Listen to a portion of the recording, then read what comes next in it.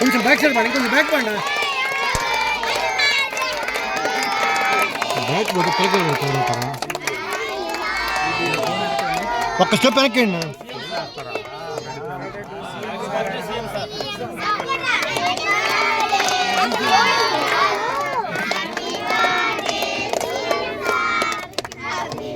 పిల్లకాయలు గీజులు పెట్టింది. అరవండి.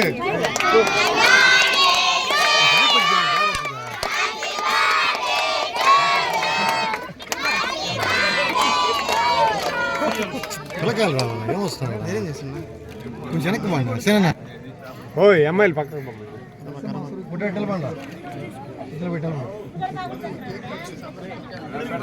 పీసులు కూడా ఉండాలి. పీసులు కూడా ఉండాలి. చీరలు పంపి, చీరలో పుస్తకాలు ఉన్నాయి.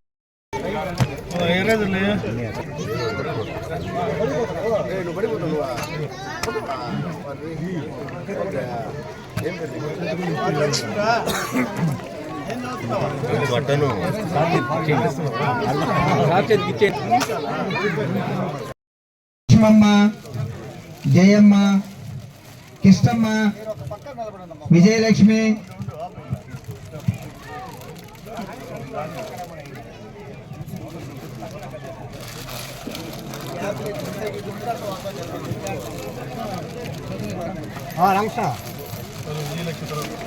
ప్రమీల, గోపాలమ్మ, నవనీతమ్మ,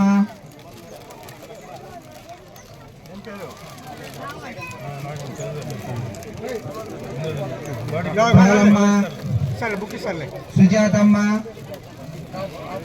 ఆదమ్మ,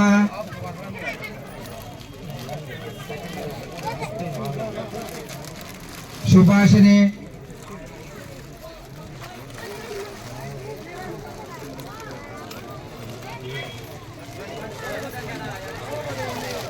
శేషమ్మ,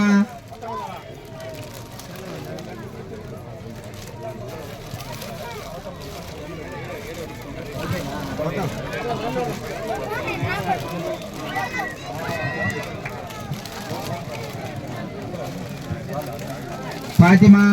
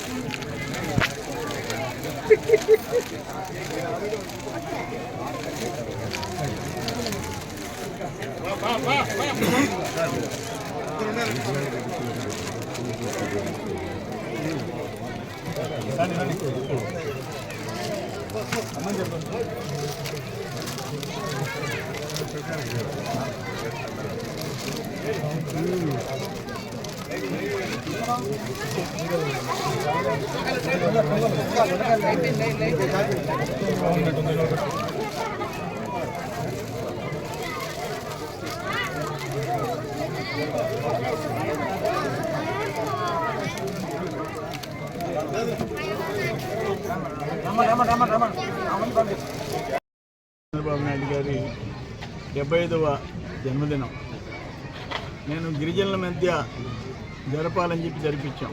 ఆ పేదరికంలో ఉండే గిరిజనులకి మా ప్రభుత్వం అండగా నిలబడుతుంది. వాళ్ళని గుర్తించింది తెలుగుదేశం, ఎన్టీ రామారావు గారు.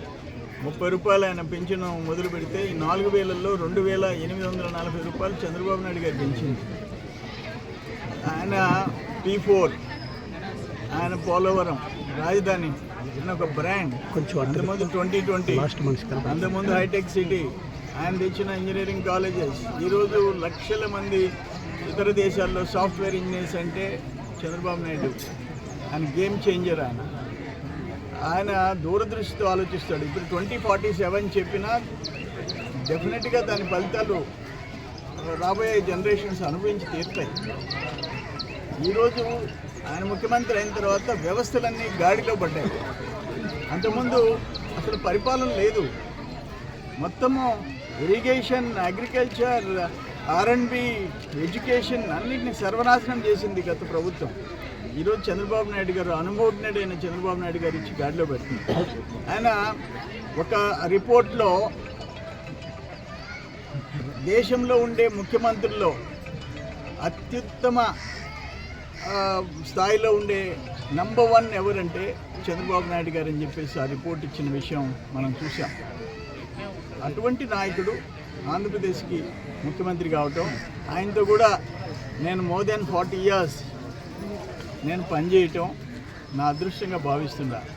ఆ భగవంతుడు ఈ పేద ప్రజలు, రాష్ట్ర ప్రజలు, దేశంలో ఉండే ప్రజల ఆశీర్వాదాలు ఆయనకు ఉండాలా. ఆయన ఆయురారోగ్య ఐశ్వర్యాలతో 10 కాలాల పాటు రాష్ట్రాన్ని పరిపాలించాలా అని చెప్పేసి నేను కోరుతున్నాను.